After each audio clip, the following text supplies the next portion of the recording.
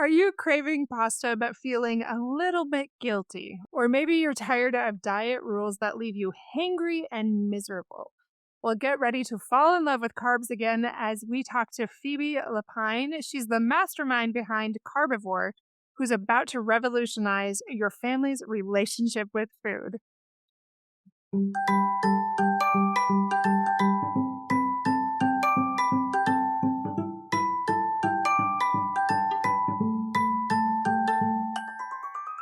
Hey parents, welcome to Fulfillment Therapy. Do you want to raise your kids better and have a stronger marriage? Are you up late at night researching marriage and parenting tools and self-care tips? Do you start each day hoping for deeper connections and less chaos, but it ends with family arguments and going 12 different directions again? My name's Kendra, wife, mom, therapist, and growth enthusiast. It wasn't until I discovered how to fulfill my unmet needs that I was finally able to show up as my best self, as a spouse and parent. I realized that by meeting my needs, I could more fully meet the needs of my family with more energy and less resentment. In this podcast, I teach parents skills like boundary setting, prioritizing personal needs, communication, and claiming ownership. Just like my clients, you'll be shocked by the improvement in your marriage, parenting, and personal life when you focus on fulfilling your important unmet needs. Ready to prioritize yourself so you can quit mentally throat punching people? Then grab those earbuds and head outside, and let's rock and talk.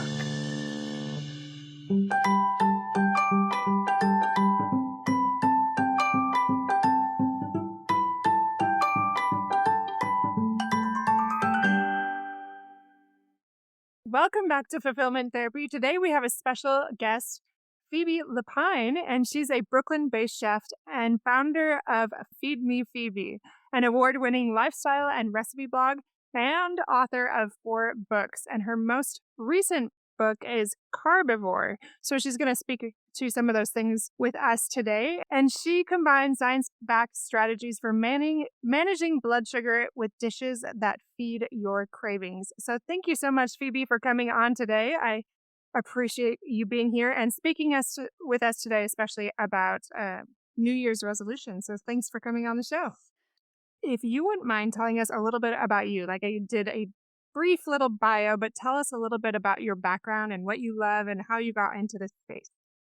Absolutely. So I originally set out to be a chef and food writer, but around the same time that I quit my corporate day job to pursue those things, I was diagnosed with an autoimmune disease, Hashimoto's thyroiditis, which affects your thyroid gland. And that really pivoted how I approached my career, how I approached my personal health. And since then, I've mostly written books about all the ways I've kind of strived to have my health overlap with my hedonism and find that sweet spot between, what nourishes my body and what feeds my spirit.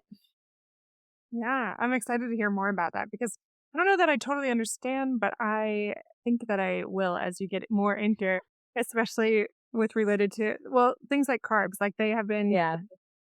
the evil thing that everyone talks about for so long. So, yeah, I'm excited to pick your brain a little bit more. And I have some questions for you today. Do you mind if I dive into some of those?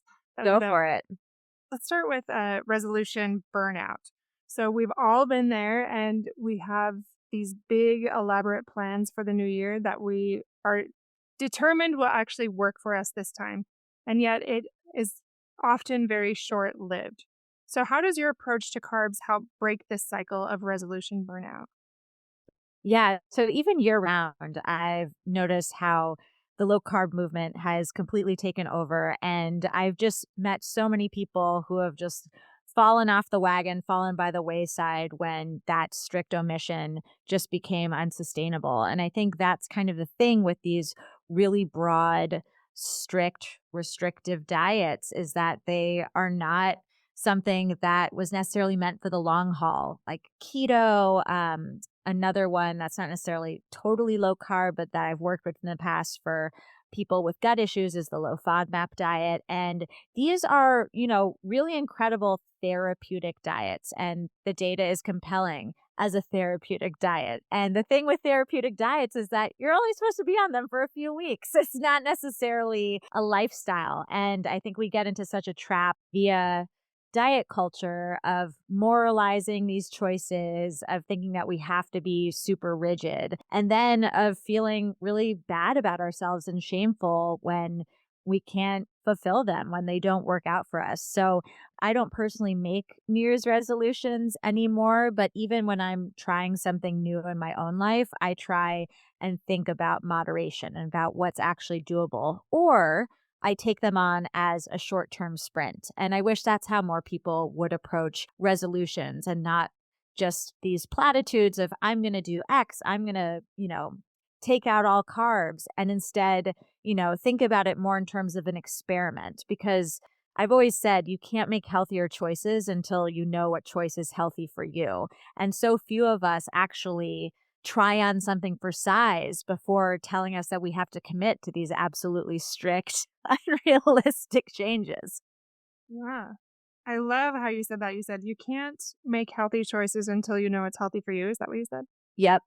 That's a great way to put it because we are all so different, right? And yeah, I mean, I hate diet culture. I am a personal trainer as well. And just for so long, you just see all the trends the longer you're in at these different spaces, whether it's therapy, whether it's personal training, and you start to really get irritated by them. And I love how your focus is on moderation and doing things that are sustainable long term, because that is honestly, truly what's going to work. And that ties right into our conversation about like, okay, what is actually going to work for you for New Year's resolution so that they are sustainable.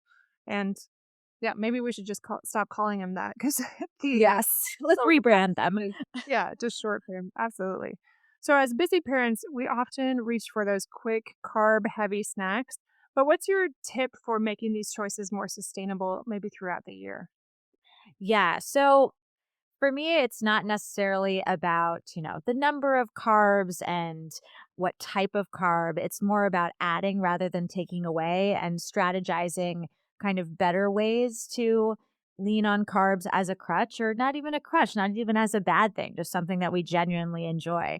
And a lot of the time, snacks that are shelf stable and easy on the go tend to be carbs. So I would say first and foremost, I would distinguish, and I wish this was kind of part of the broader conversation around carbs. I would distinguish the difference between a sugary snack and a carby snack, because so many of us could just make like a very simple baby step by eliminating the sugary snacks and not worrying about the carbs. I see so many people stressing out about their low carb diet or about keto, and keto maybe less so, but going paleo, what have you. And sugar just seems to be this loophole that a lot of people miss. And it's the ingredient that makes a lot of quote unquote healthy snack food, packaged food, taste more like the originals that they're copying from our childhood.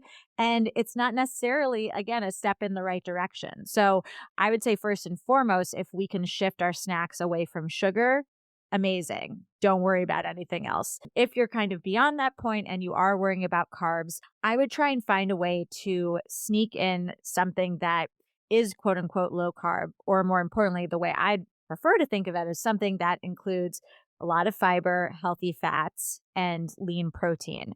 Nuts and seeds or nut mixes are a really good option. And I would eat those before you eat your carby snack. So when we have fiber, healthy fat, and lean protein, it literally slows our carbs roll to our bloodstream. And the idea is not necessarily that carbs are this evil thing. I mean, we've subsisted on them as a macronutrient. We've subsisted on them for, eternity. But even in the more colloquial sense, we think of carbs as like kind of a slang term for starches, which, potatoes, bread, corn, rice, all of that jazz. Again, societies have lived on these ingredients for thousands of years. But we do run into the problem in the industrialized food space of having too much of a good thing all at once. So when we're strategizing our carbs, we just want to make sure that we have something in our system to slow them down. We know that when we eat not simple starches, when we eat starches without those other things like fiber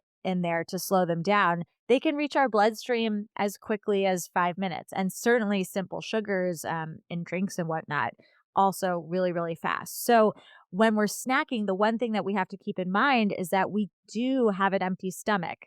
And whenever possible, I would say it behooves you to be a little bit more conscious of your carbs first thing in the morning, because that is when our stomach is the emptiest, and during snack time. So, in between meals, when again, we may have that empty stomach again, because that just means that the carbs will reach our bloodstream that much faster. And the really simple way to avoid that is to just eat something with those other ingredients and then have your carby comfort food quick snack after. Yeah, I like that. So simple things that we can do to help, and then also shift away from that sugar, eat that fiber, those healthy fats, those lean proteins. Yeah, just simple things. I love those simple answers. So many times we want that magic wand that, just doesn't exist, sadly. Yeah. I love it. Okay. So many of us struggle with that all or nothing mindset, like we just kind of talked about when it comes to food. How can we maybe embrace those carbs without feeling like we've fallen off the wagon and there's just no hope for us? We're going to be really overweight. Like, change that mindset a little bit. Yeah. So, I mean, I would say first and foremost, start out by not trying to eliminate an entire macronutrient and just take a step in the right direction. I think, again, kind of shifting the mindset to adding instead of taking away can be really powerful. And naturally, when we add things to our plate, we are changing the ratios. So, if we're adding more vegetables to our plate, naturally the animal protein and the grains are going to be reduced slightly. So, that's one way to do it.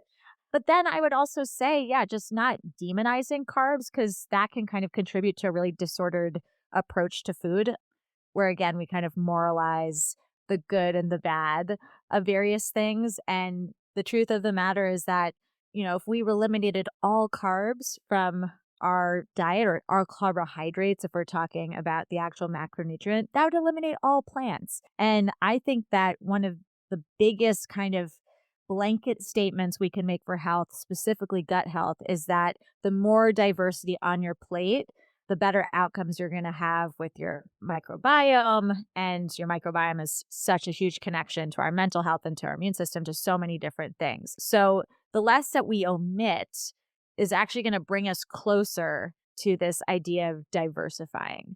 And I also think it's an interesting way to kind of, pair your carbs with other things. And I call them carb companions in the book, like these ingredients with healthy fats, fiber, and lean protein. But, if we can focus on adding those carb companions, naturally, the amount of, just plain starches on our plate is going to reduce slightly. Yeah. So we can find that information out in your book, Carbivore, like those carbs. Yeah. Yeah. I have all these nut and seed sprinkles in there that are just so delicious. Like they make any meal better, but they also are full of nuts and seeds and delicious spices that have all sorts of other efficacies. And yeah, they're just a fun way to experiment in the kitchen with that type of moderation. I love that. I was actually thinking as you were talking about diversifying your plate too. Like, I don't know about you, but in the cold gray months of the year, I get in this rut where I cook as little as possible, and unfortunately, most of the meals are very like rich, heavy kind of meals. I think my body like naturally kind of wants to have those extra calories, Absolutely. foods, all of those things, and yet I don't diversify much because it's just that leftover over and over and over. Because I don't really want to cook. I just want to like wrap myself in my blanket and, hunker down and not expend much energies. I don't know if you get in that rut at all. I do. I absolutely do. But I would say that I do try, when I'm making like a big pot of something, a big pot of stew, add as many different types of plants into that stew as possible, so then I don't have to worry about it. I Yeah. mean, I do the same thing with my daughter's breakfast. It's like, to me, it's about just the number of plants I can get into a week. So I make this like baked oatmeal that's got, spinach pureed into it and some avocado, even sometimes, maybe some cauliflower rice, things, and that are then, covered with berries. But I like to kind of set myself up for success in certain ways, so that I can just find more flexibility the rest of the day, both with her and with myself. So even if it's about just one meal or having one snack a day, that you can feel like, oh, I just got like a really great, like, balanced handful of something, and the rest of the day I'm just gonna like not stress about it too much. Yeah. Yeah, I like that. Like in my office, I keep the healthier snacks and just then quickly trying to grab something, I'll put something in my mouth. But yeah, the rest of the house is not maybe quite as healthy during the winter months. But yeah, I love those little tips that you have. And just a couple of things you said, like don't demonize carbs and diversify, focus on those carb companions, which you talk about in your in your book. And yeah, shift away from sugar, which is also hard during the winter months when there's so many celebrations, so many things that Oh, yeah. seems like you're taking weeks to just like purge your house of all that it's been loaded with throughout the holiday season. So, yeah. I get it. You're human too, I hope. Of course. Oh, for sure. That's my whole brand is about being human. I love it. That's probably why it resonates so much. Well, another question I had for you is like, kids often mimic our attitude towards food. And how can parents model a healthy relationship with carbs without turning meal times into a battleground? Yeah, so beyond like, hiding vegetables and things, which again, like it's a strategy I clearly employ with my baked oatmeal. But I think again, just like adding that variety as much as possible and not letting it be a battleground. I mean, if your kid wants to eat, the carbs first, it's not the end of the world. Is it the best for your blood sugar?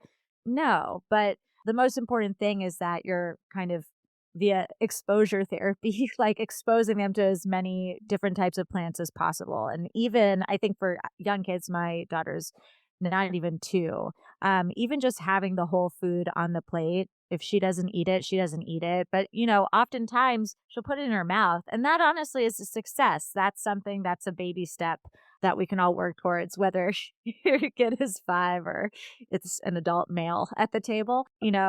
We all have to kind of embrace those baby steps. I think kind of the things that have filtered down to me is as advice around not making mealtime kind of this battleground, is not making your kid feel like you have to please like that they have to please their parents by taking a bite of something, because that kind of can create another disordered reaction to food when it just becomes something that you are managing in order to like support parental expectations. We kind of have to all be on our own journey. I have to remind myself that I was really picky about a lot of things when I was younger. And it doesn't mean that I don't love vegetables now. And it doesn't mean, that I didn't have adequate nutrition growing up.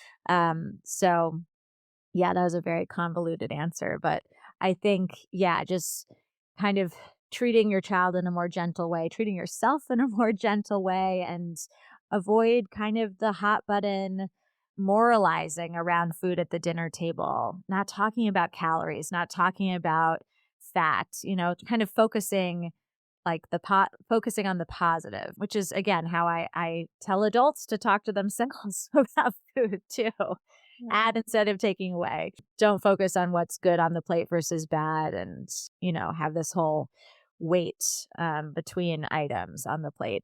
It's one balanced meal on the plate being served. It's not your job to make them eat it.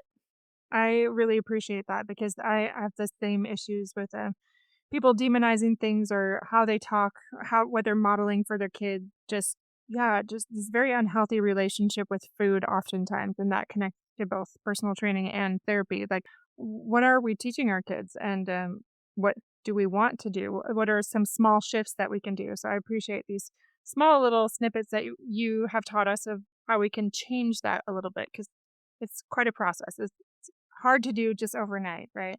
Yeah, it's hard for me too, as someone who's really just kind of still in the learning process. I mean, I catch myself being like, just try one bite for mama, and have to like kind of reel it in and be like, no, okay, no. Right. Yeah. It can be harder for certain kids too. It's hard to say. I have 4 of them and mostly they've been pretty good, but sometimes when they start school lunches, then it gets even harder because then they find this like taste for this stuff that I don't love and navigating that. But I like this lifelong battles. It seems like that would kind of work through as parents. Well, my last question for you is when it comes to comfort food and maybe cravings that hit really hard, especially like I said, during this time of year, it seems like and this can cause like a lot of stressful, whether parenting or personally, those moments that can be difficult. So, do you have any tricks for maybe satisfying these in a way that align with long term health goals? Yeah, one thing I'll say, because it was kind of a sub answer to one of your previous questions, is when it comes to blood sugar, especially, but it's true of so many different things. You know, a cycle of 24 hours is not make or break. Like what happens, what you eat on a given day, like it's not going to set you back to square one unless you tell yourself that story. But the reality is, especially with blood sugars, that, it's one like very small life cycle. It's about, all of these data points over a very long stretch of time. So one of my favorite other sayings is that tomorrow there will always be more kale. And I think we do have to tell ourselves that when we feel we've fallen off the wagon, because the mental monkeying of it all really can become a self-fulfilling prophecy. And I know it's kind of this like woo-woo thing that a lot of people talk about with mindset and food, but in particular with blood sugar, it's really meaningful. When our cortisol levels are higher, our blood sugar is naturally higher. So it doesn't matter what you're eating. When you're stressed about what you're eating, you're already kind of not setting yourself up for success.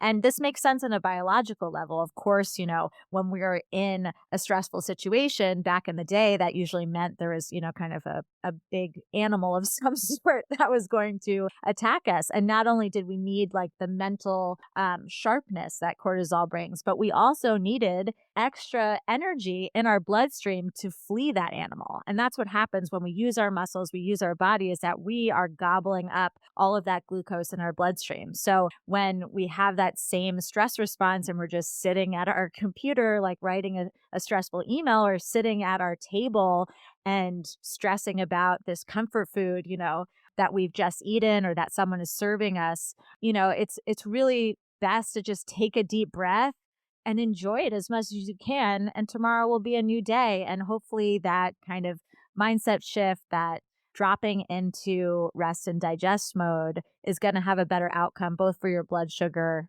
and for your gut health, even if the choices that you're making on your plate are not what you deem to be optimal. I appreciate that. The rest and digest mentality too. Like I'm remembering that if you're stressed, what that's also doing to your body. And yeah, there's so many good little tidbits that you had for us today. I could share many of them, but what if, do you mind maybe sharing some of your favorite little nuggets of wisdom that you think would help those in this stage of life right now, both as parents and also like with a new year and maybe a lot of that pressure we put on it ourselves, maybe something you already said, but that how you'd wrap it up. What would you say to us for your parting wisdom? Yeah, well, since we're on the subject of New Year's resolutions, I'll just tie back to what I was originally talking about. So, in my second book, The Wellness Project, I literally created a year-long curriculum for myself, but kind of a different subject matter, a different area of the body every month, and I created like one or two small things to change. And it wasn't supposed to be cumulative. It was really about kind of trying on all these different self-care practices on for size. And I think the important thing to remember is that we have to try things, first of all, because they either have to have a really significant impact on our physical health to be worth it, or you have to genuinely enjoy them. And honestly, you can find things that overlap in those categories. Or maybe you'll find something that you're like, wow, I'm feeling like a huge physical transformation and I'm miserable. But maybe it's worth it for you. You'll never know until you kind of do these things with awareness. So my advice would be, instead of New Year's resolutions this year, maybe think about 5 areas where you want to see shifts and say, okay, for 2 weeks, I'm going to do one thing in each of these categories, separate 2 weeks, and do it with intention. Do it, you know, keeping a journal or paying attention or tracking in some way. It doesn't have to be like a hardcore tracking app or Apple Watch or what have you, but just, making that intention to pay attention and see where you net out at the end, and then make your resolutions if you want to. And I promise you, they won't feel as much like resolutions. You'll kind of know through life experience, through that, visceral understanding in your body, what will feel sustainable. Because I guarantee you the things that are sustainable are the ones where health and hedonism overlap. Yeah. And kind of wraps up right into what you said before. I apologize if I get this wrong, but you can't make healthy choices until you know it's healthy for you. Correct. Yeah, I think it takes the pressure off of it. So making those 5 small shifts for maybe 2 weeks intentionally and finding out like, okay, like, yeah, I like the way that one felt. Maybe maybe I'll try this instead of this weighty, huge thing that feels like torture that is not sustainable long term. So I love that. That's beautiful. And Phoebe, where can we find you if we want to check out all of your books? It sounds like you have 4, probably more coming, and your blog. Talk a little bit about that. Sure. You can go to my website, feedmephoebe.com, kind of a tongue twister, and then find me everywhere, social media, at Phoebe Lapine, just my name. And then carbivorecookbook.com. Highly recommend going there because if you Google it, Carbivore autocorrects to carnivore pretty much everywhere you go. I've not been able to cure this in the months since the book came out. So if you want to find a link to buy or to learn more about the book, just go to carbivorecookbook.com. Awesome. Well, we will check that out. I will also put it in the show notes. And thank you so much again for coming on, Phoebe. We loved having you and to hear a little bit more about how we can have success. So thank you. Thank you. Thanks for listening, my friends. Don't forget to check out fulfillmenttherapy.org for our new courses, although not so new now, for Ignite Your Life, a personal growth course, as well as Mend Your Marriage, a parenting course that will deepen your personal and emotional and physical intimacy with your spouse and take your relationship to the next level. We also have Find Your Focus that will help you create an online business with flexibility so you can show up and be more present for your family and work for yourself instead of scrambling to get everything done and going to work when you have a bunch of needs at home. So if that is something you are interested in, check it out on fulfillmenttherapy.org. Both our mental health and wellness courses and our business courses and more are coming. All right, my friends, I'll see you back here so soon. Thanks for listening.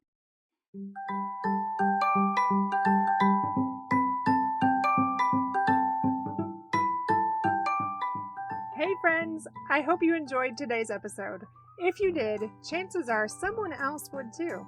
Would you take 30 seconds to share this with a friend who's looking for greater family fulfillment?